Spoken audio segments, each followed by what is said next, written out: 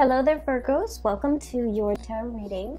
So, without further ado, I feel that the energy for this reading is really about, changes coming in at the very last minute. Okay, so I do sense some really major changes coming into the picture for you, and I feel like the message I'm getting is sooner than expected.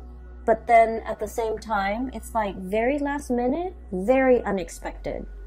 So that's what I'm getting, and it's kind of a contradiction. So let me just explain. I'm feeling almost like there's something that you have been thinking about, trying to manifest for a very long time. And I feel like for many of you, it might be 2 years, the past 2 years, you're just like, I'm waiting around for it. And you're not one to, sit around idle and wait for the tides of change to come swooping in. You guys are very, productive. And you guys are quite like busybody. You like to stay productive. You like to be efficient with your time. So it's not like you're sitting there mulling around waiting for things to come in. So on the one hand, it's always, on the forefront of your mind that you want to implement something. You want to change something.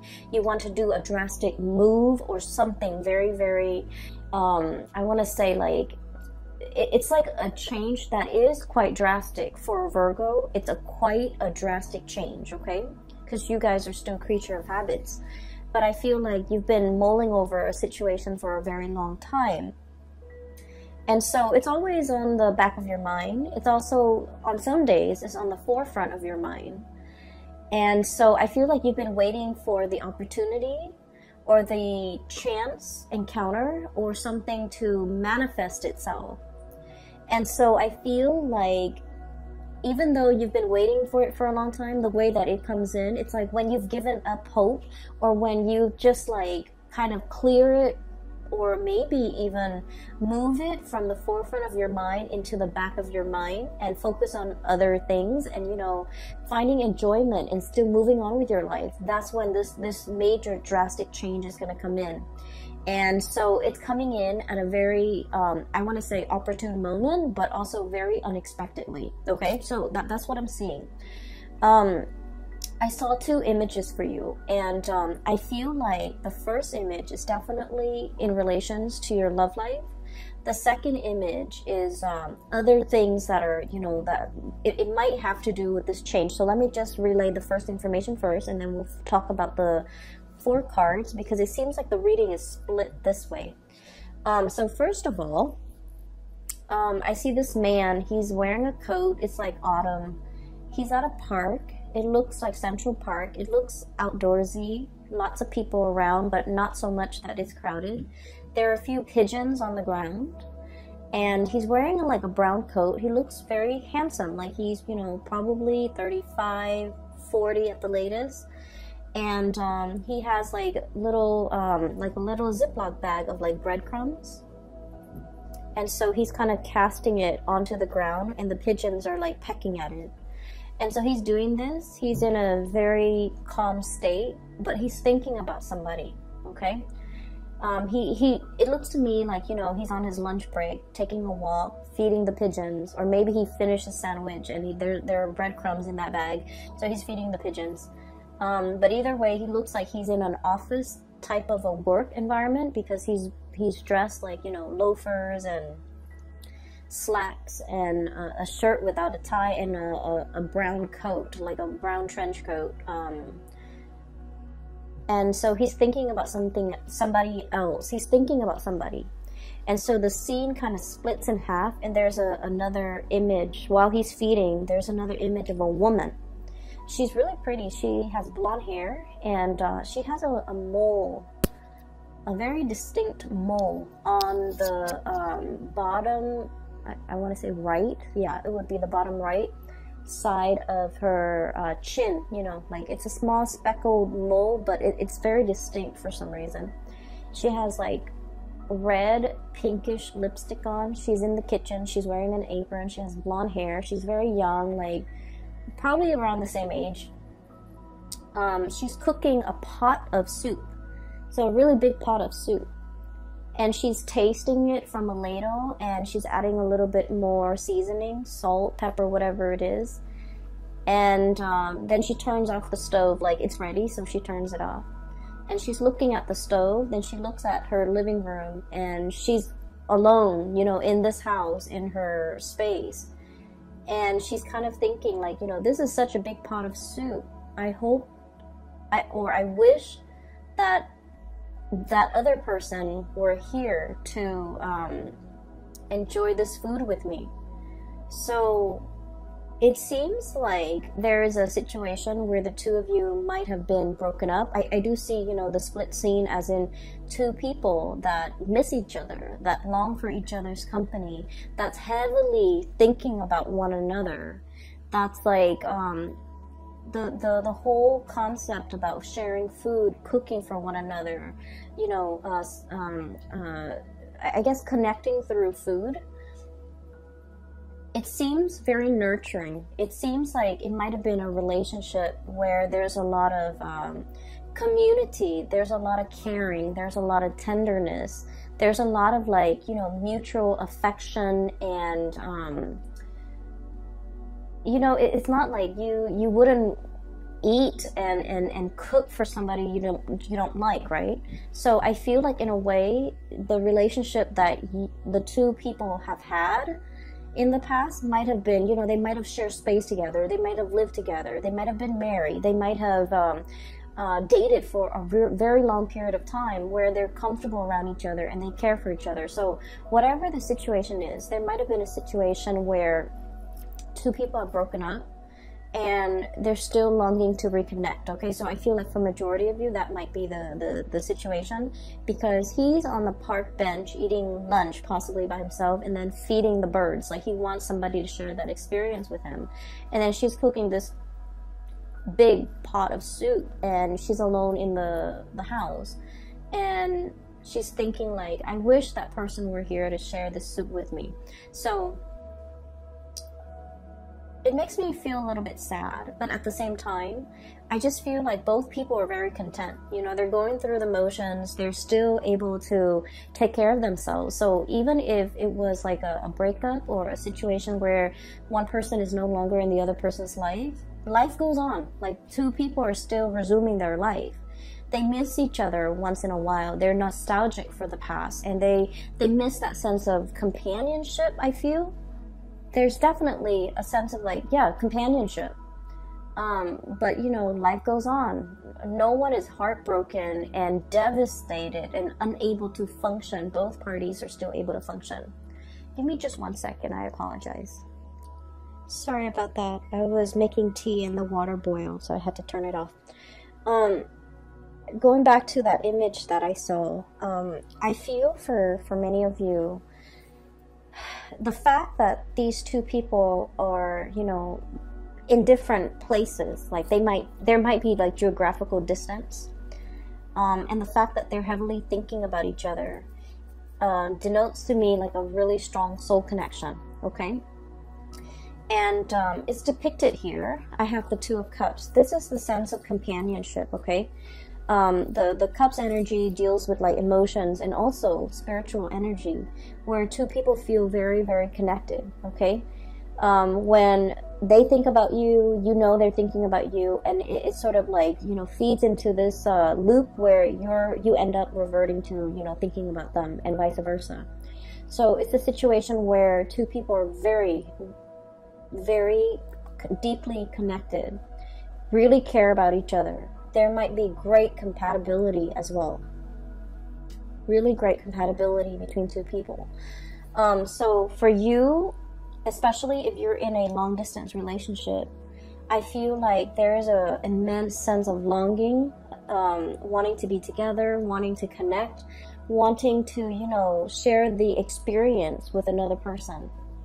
And then I also feel for others, there might have been a situation where it's like distance, like admiring somebody from a distance is what I'm seeing. I have here the Hermit, and the Hermit is a lonesome card. It doesn't mean loneliness. It seems to me like some type of remote viewing, some type of like distance associated with you and another person.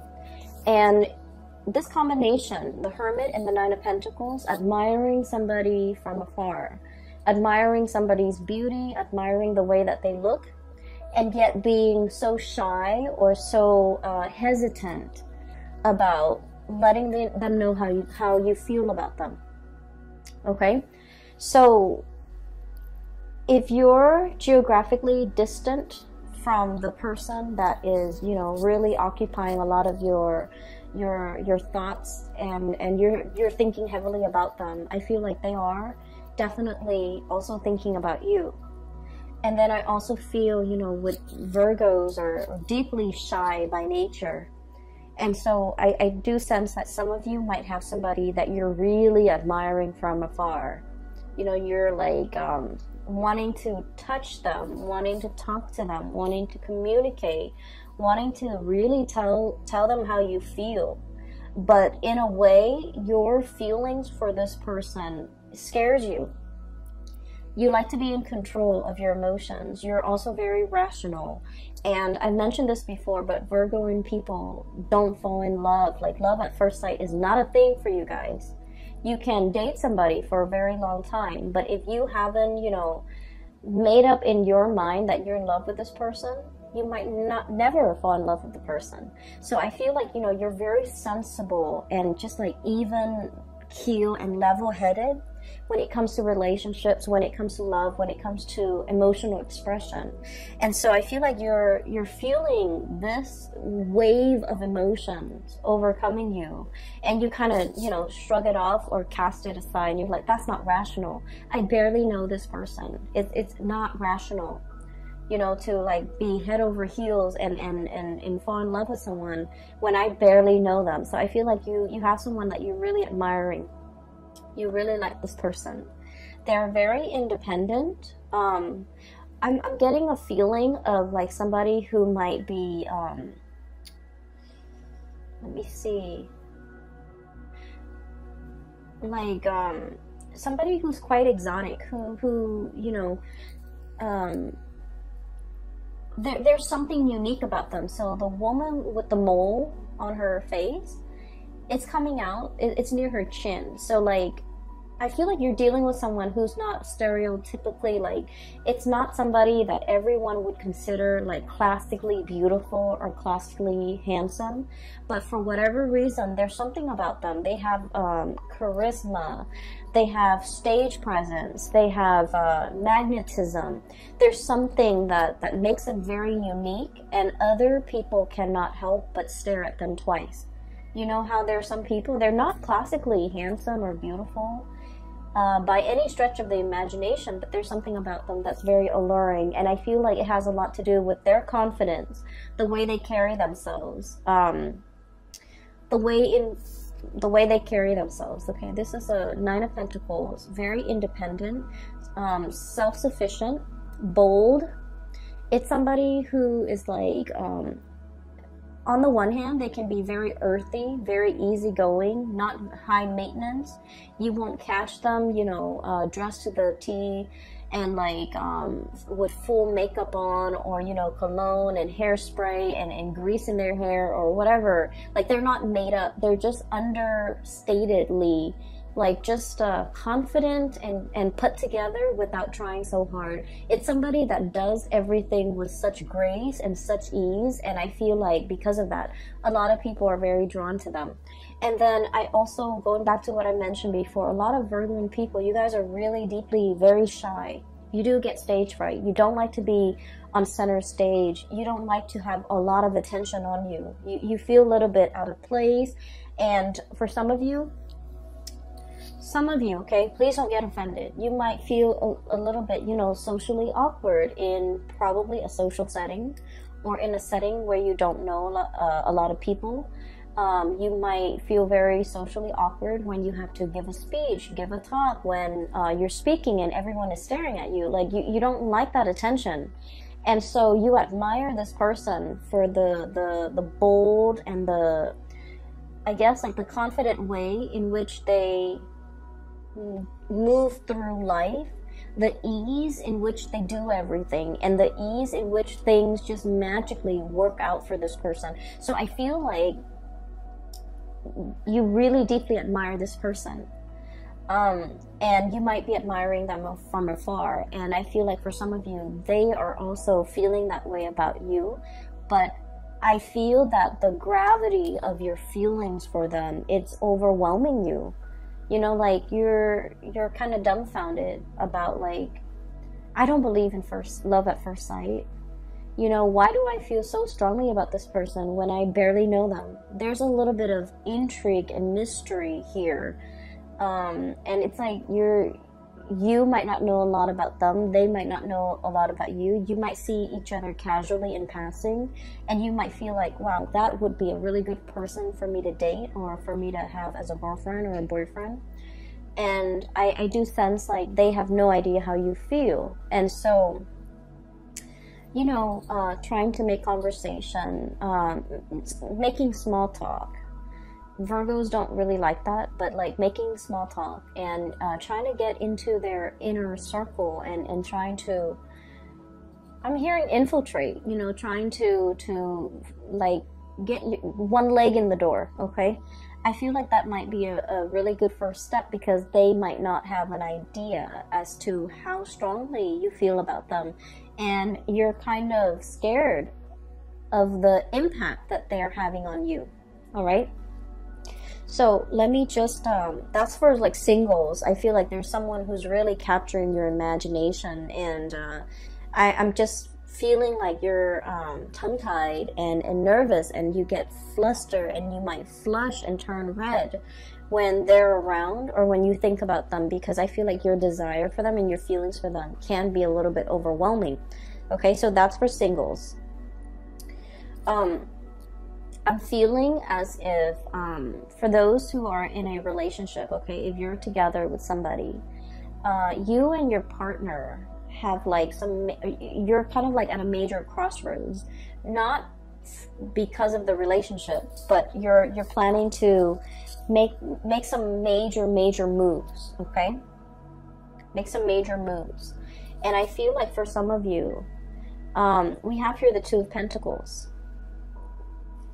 And the Two of Pentacles is about juggling jobs, juggling responsibilities, trying to figure out, you know, do I stay here where it's stable, or do I go somewhere else? And I feel like this decision, you're trying to think of it. It's like it doesn't exist in a vacuum. You're not making this decision alone. There's inputs from your partner. There's considerations from your partner that's like coming into the picture. And so like you're trying to make all the pieces fit, okay? And that's going to become a little bit more apparent when I talk about the next image that I see. Make all the picture of like the pieces fit together so that you can, you know, implement some type of a plan. So there's a lot of mulling over. There's a lot of communication. And then I also feel as well, there's a sense of like temptation, okay? You might be in one relationship and you're captivated by another person, okay? I'm seeing a lot of like earth and water. So like another earth sign, Virgo, Taurus, Capricorn, and water sign, Pisces, Cancer, Scorpio. So you might be in a relationship with one of those signs, and then you're like fascinated or interested in another person, okay? And so you're trying to, you know, figure out what course of action to take, what you should do. Do I stay in this relationship or do I jump into another relationship? So I feel like there's a lot of relationship energy, really occupying a lot of your mind space, okay? And you know, you're very good at compartmentalizing. You know, when you're at work, you put on your work hat, and then everything else that's not work related kind of falls away. And then when the work day is over, you take off that hat and then you go home, and that's when you think about all the other areas of your life. So you're very able to compartmentalize. But I do feel there's relationships, thoughts of relationship, decisions about relationships and things like that might be occupying the majority of your time for this month. So that's what I'm seeing here. The second image that I saw is I see this jigsaw puzzle. It's a scene of like a tsunami, like an ocean, you know, waves coming in. Not like a giant tidal wave, but it looks almost like those Japanese, you know, pictures of like tsunamis, like ocean waves, okay? It's a jigsaw puzzle. It's incomplete. The edges are already filled in, but the pieces are missing from the inside. And so I see somebody's hand putting the pieces together. And the person finds this piece, and the color scheme is very, very similar to something that's part of the wave over here. The color scheme is really similar. So you know how when you do jigsaw puzzles, the strategy is do the edges and then, you know, group all the pieces together that have similar color schemes and then go from there, right? So that's the way I feel like a systematic Virgo's mind would work. Like pieces should fit together. And so the hand holds up, and I think it's a guy's hand. It's a man's hand. And he finds this piece and he's like, oh, it's going here. And then he tries to fit it in, rotates it. It doesn't fit. And he's all like, but it has to. The colors are so similar. And so he puts it down, and he was like, maybe there's something wrong with the laser that were used to cut the pieces. So he starts, you know, turns his hand into a fist and starts like pounding on it to make sure it fits. But sure enough, it doesn't fit.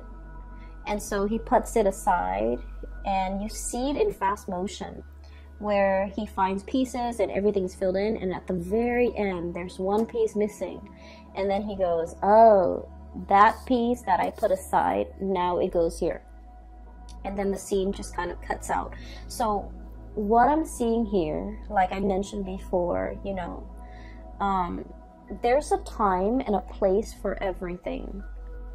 And everything works when it's supposed to, and everything falls into place when it's supposed to. If we, you know, try to change that logic and try to fit something where it doesn't belong, and we try to stomp it and pound it in, it's still going to resist. Okay, so I definitely feel like there was something that you thought was really right, like in your hearts of hearts, in your mind. No matter how much you mull it over, you're just like, it's perfect, it has to work, it has to work. And for some reason, it didn't work. For whatever reason that you couldn't even understand.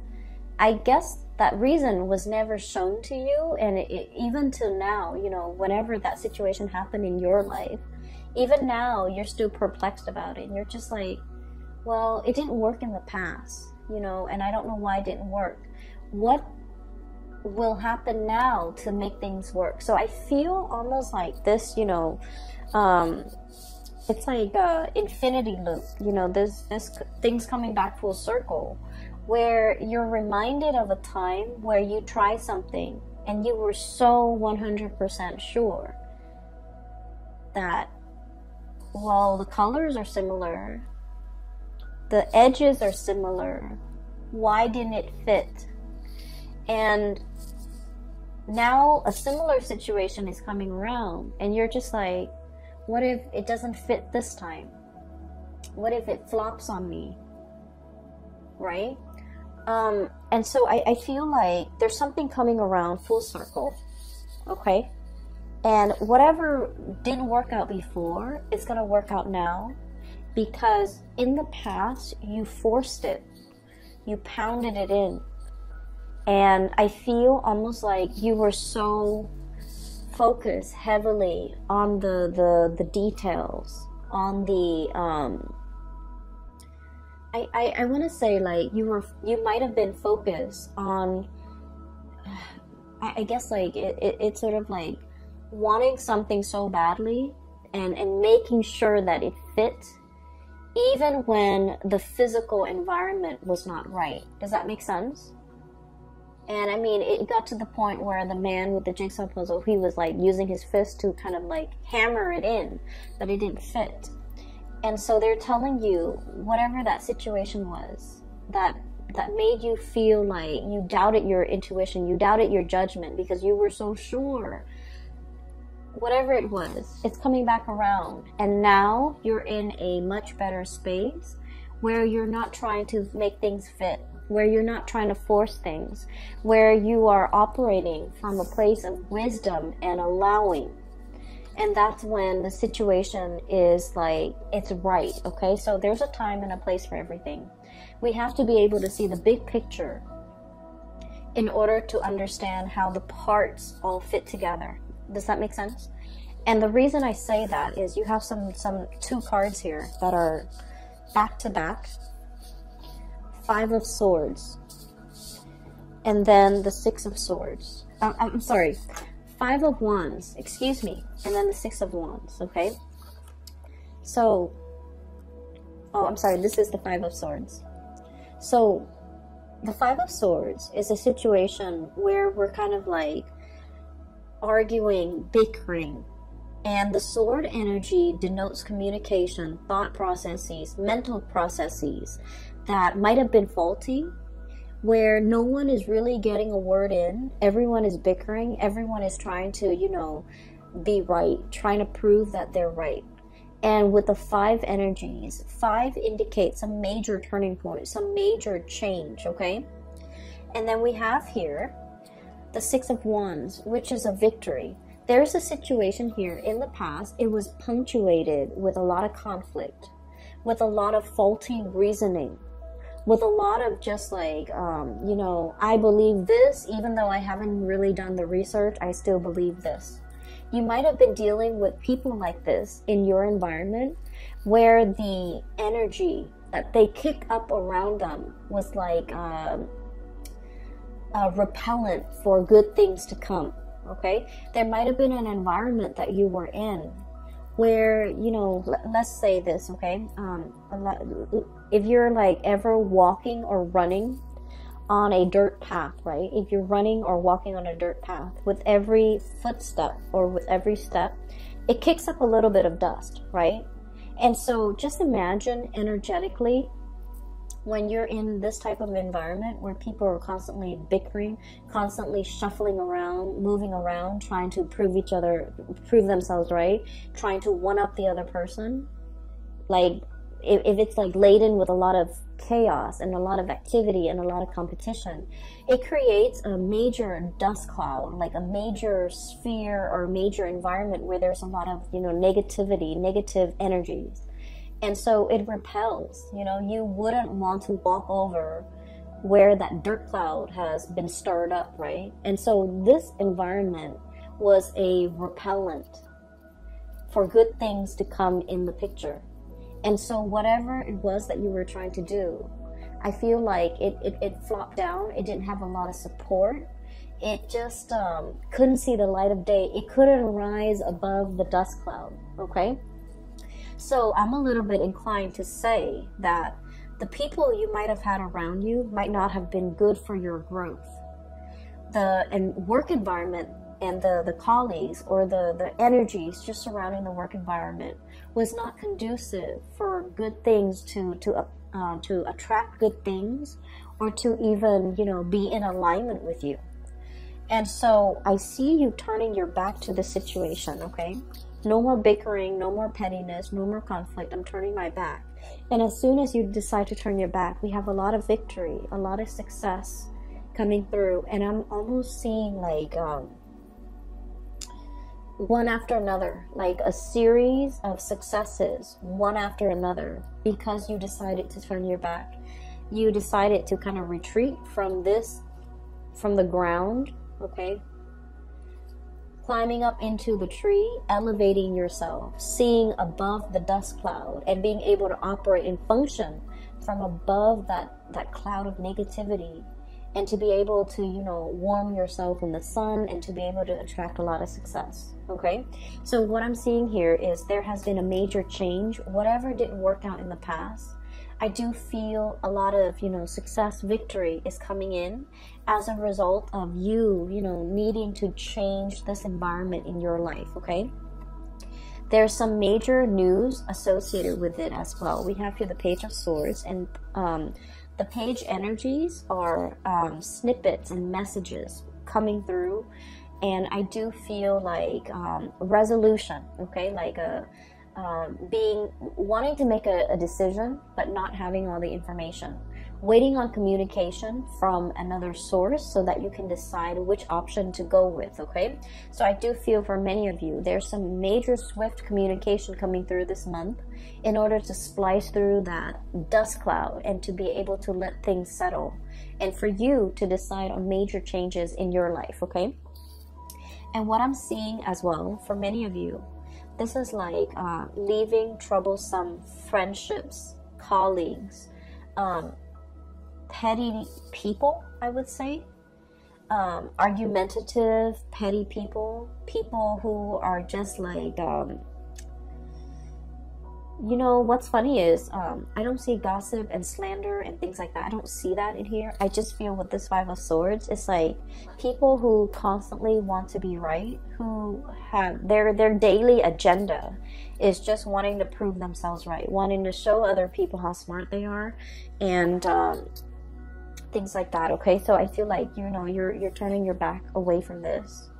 And you might at a point, at this point in your life, no longer feeding into this, no longer interested, like you're just disinterested in what's over here, because you're seeing the bigger picture. You're looking at things from a higher vantage point, and you're leaving these mortals to squabbles amongst themselves, because you're just disinterested. You're disengaging, and you're distancing yourself.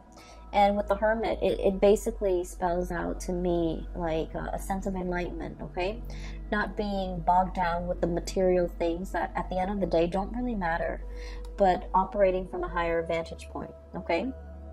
And what I'm also getting, the last three cards in this deck, we have the Tower, sweeping waves of change, okay? So that jigsaw puzzle where I saw the tsunami, the theme is very similar to this card here, okay? What I'm feeling here is, I pulled out this card earlier to clarify what the Tower represents. And this card to me is about manifestation, is about, it's almost like, you know, thinking whether or not we have the capabilities and the skills and the know-how and the ability to do something. I feel like whatever that situation was in the past that you failed at, or you felt like, I was so sure, why didn't it work out? It made you doubt yourself. I feel like it humbled you, but in a way, you know, it made you feel like you doubted yourself. It made you feel like you couldn't manifest. It made you doubt your capabilities. And so what's coming through in the process here is you have a lot of skills and a lot of talents. And I feel like this environment here did not give you an opportunity to shine. It did not honor your growth potential. It was not conducive for growth. It was not conducive for you to utilize your full talent, to display all your skills, all your assets, all the, it just like, it stifled your growth almost, okay? And so there is a huge sweeping change coming into the picture. So this is a mermaid here, 5 of Cups, okay?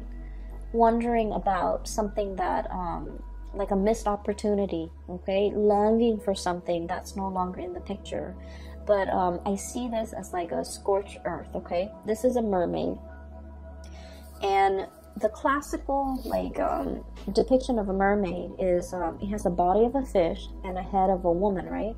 This is the opposite. This is a situation where this animal has to adapt to its environment, you know? It's not happy. It still like has a head of a fish. It wants to be in the sea. And yet the body had no choice but to adapt, to grow legs so that it could walk on land, because this environment is very parched. There's no emotional fulfillment. There's no spiritual fulfillment. It's just very parched.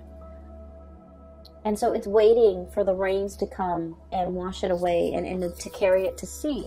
And that's what I feel is coming here with the Tower. Sweeping changes. This big tsunami coming in and carrying you back into the sea where you can, you know, resume your form as a mermaid. Okay, like the traditional standard mermaid form. Face of a woman, body of a fish, and she is now in an environment where there's water, where there's life, where there's emotional fulfillment. And so there's something major here that will be coming through in the month of December. And I do feel like it's going to bring you to an environment where you belong, because wherever you are right here is not meant for you. It's there's no growth potential. There's a lot of dryness, and I'm seeing like, you know, just like it's an environment that's very dry. So for many of you, you might be changing jobs. You might be moving from a really dry, arid environment like the desert to a place that's in the tropics, that's by the sea, that's a lot more, I want to say, like, it's just a lot more conducive for growth, okay? And we're not just talking about like